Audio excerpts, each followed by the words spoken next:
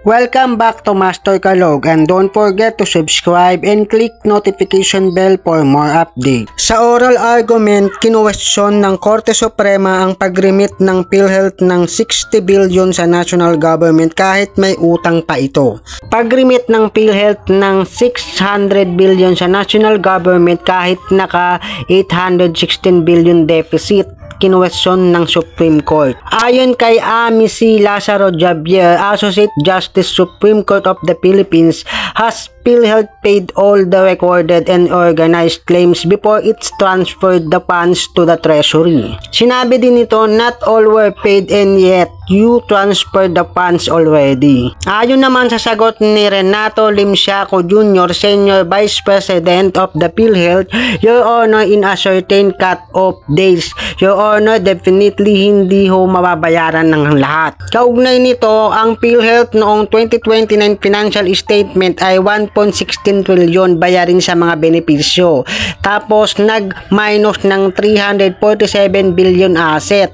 And yung 816 billion, ito yung deficit as audited by COA. Kaugnay nito, sinabi rin ni Amy C. Lazaro, financial statement do not represent fairly the financial position of the PhilHealth. In short, the negative equity of PhilHealth may be more than 816 billion even if you double up your asset. They're not enough to pay off your liabilities. Kaugnay nito, tinatalakay ng Korte Suprema ang issue tungkol sa pagsasaolay ng PhilHealth na 600 billion nilang pondo sa National Treasury. Ang tanong ng Korte Suprema sa PhilHealth, bakit sila nagsaolay ng pondo gayong malaki pa ang mga benepisyong hindi nila nababayaran. Sa inilabas na statement ng Supreme Court, from these assets, the law requires PhilHealth to aside a portion called the reserve fund precisely to cover payments for the claims of the beneficiaries, and that portion has to be used exclusively to the claims to pay the claims of the beneficiaries.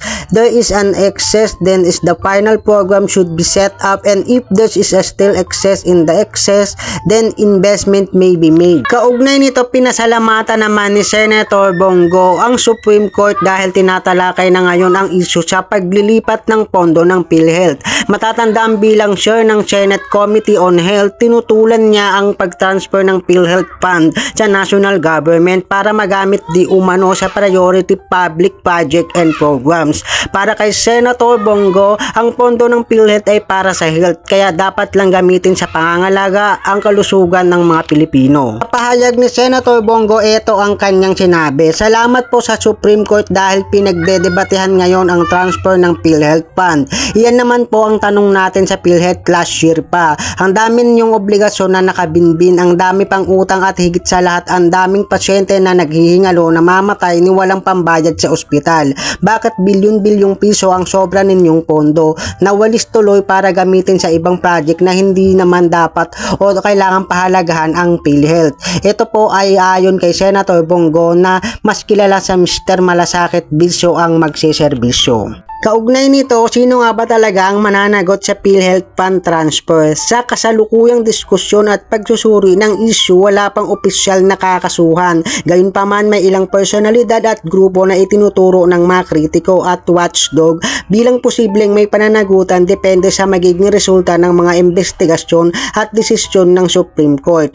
Ang Department of Finance, DOF official, posible ang mga opisyal ng DOF kabilang ang Secretary of Finance at iba pang key official na siyang nakarekomenda at nagutos ng transfer ng 89.9 billion mula sa PhilHealth papunta sa National Treasury.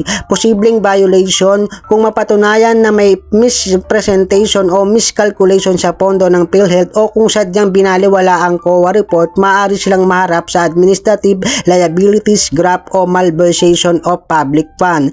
PhilHealth Executive, posible ang mga namumuno sa PhilHealth na may tungkulin sa tamang pamamahala ng pondo at pagsisiguro ng tamang financial reporting, posibleng violation kung mapapatunayan may maling representasyon sa aktual at financial status ng PhilHealth o may kapabayaan sa pagprotekta sa pondo ng miyembro, maaari silang managot sa mismanagement, negligence o iba pang administrative at legal consequences. members of Congress. Posible ilang mambabatas lalo na ang may oversight sa national budget at public health funds ay maaaring tanungin tungkol sa kanilang papel sa pagmonitor ng paggamit ng pondo. Posibleng violations kung napatunayan na hindi nila ginampanan ng maayos ang kanilang oversight function, maaari silang imbestigahan para sa breach of duty o failure of oversight na maaaring humantong sa administrative liabilities.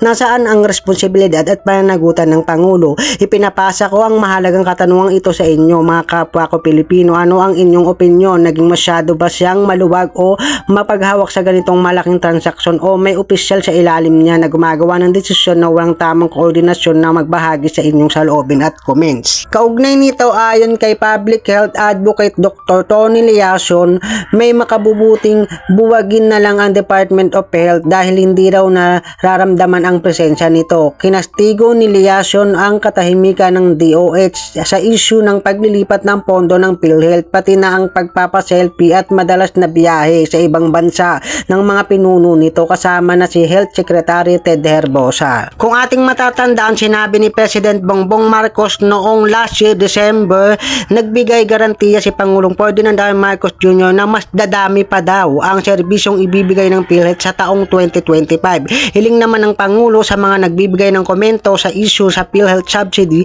pag-aaralan pa ng mas malalim-lalim ang usapin. Kaugnay sa usaping ito, isang katotohanan na kinuha ang pera bilyon, sa katunayan 89 bilyon, bagamat kaunti ang pinigilan ng gobyerno ng Korte Suprema, kaya't iyon ang katotohanan na bilyon-bilyong piso ang kinuha mula sa reserve funds ng PhilHealth. It is a fact that money was taken billions, in fact 89 billion, although a little was restrained by the government, by the Supreme Court, so that the fact that billions of pesos were taken from the reserve funds o available funds. Ngunit sa kabila nito, iginiit ni Lazaro Javier na tila may overlap sa pagitan ng general purposes of special purposes. Tayo naman ay dumako sa usaping impeachment na nag-iinit at nag-init ang mga usapin tungkol sa impeachment laban kay Vice President Sara Duterte. Pahayag si Senate President Escudero na hindi niya papakinggan ang lahat ng mga sumusulsul sa kanya. Maring sinabi ni Senate President Escudero na wala siyang papanigan pagdating sa impeachment ni Vice President Sara Duterte. Sa kabila ng mga pabor at tutol dito, hindi niya trabahong kampihan ang sino man sa kanila, ayon kay Senate President Escudero. Kaugnay nito, pumalag ang ilang kaalyado ng mga Duterte sa pag-impeach ng Kamara kay Vice President Sara Duterte. Sinadya umano siyang i-impeach para hindi makatakbo sa 2028 presidential election. Ito ay ang dahilan kaya nila pinapa-impeach si Vice President Sara Duterte. Kaugnay din sa usaping ito, hindi tinalakay ang articles of impeachment laban kay Vice President Sara Duterte. Ang inaasahang pagtalakay ng Senado sa impeachment laban kay Vice President Sara Duterte ay ipinagpaliban matapos mag-adjourn ang sesyon ng Senado nang walang formal na pagtalakay sa impeachment. Sa kabila ng mga pagmamadali, tensyon at usap-usapan hinggil sa impeachment case, napagdesisyonan ng mga senador na hindi muna talakayin ang mga articles of impeachment, kaya kailangan maghintay ang mga pro-impeachment groups ng ilang linggo bago muling magbukas ang susunod na sesyon. Ang Kongreso ay muli umanong magbabalik sa Hunyo 2, 2025. Ang mga tatayong legal team ni Vice President Sara Duterte sa kanyang impeachment case na pinamumunuan ng kanyang legal team ni Attorney Sheila Sison ng Fortune, Narbasa and Salazar Law, habang kasama rin sa grupo sina Attorney Lucas Carpio Jr., Attorney Philip Sigvid Fortune, kasama rin si dating Pangulong Rodrigo Roa Duterte. Ayon naman kay Attorney Romulo Macalintal, kung sa June 2 o July ang pagsimula ng impeachment process ay 100% ang panalo ni Vice President Sara Duterte. Sa kabila ng panawagan na agarang mag-convene ng Senado para sa impeachment trial ni Vice President Sara Duterte, nanindigan si Senate President Escudero na isasagawa nila ito pagkatapos ng kanilang recess dahil sa nalalapit na eleksyon.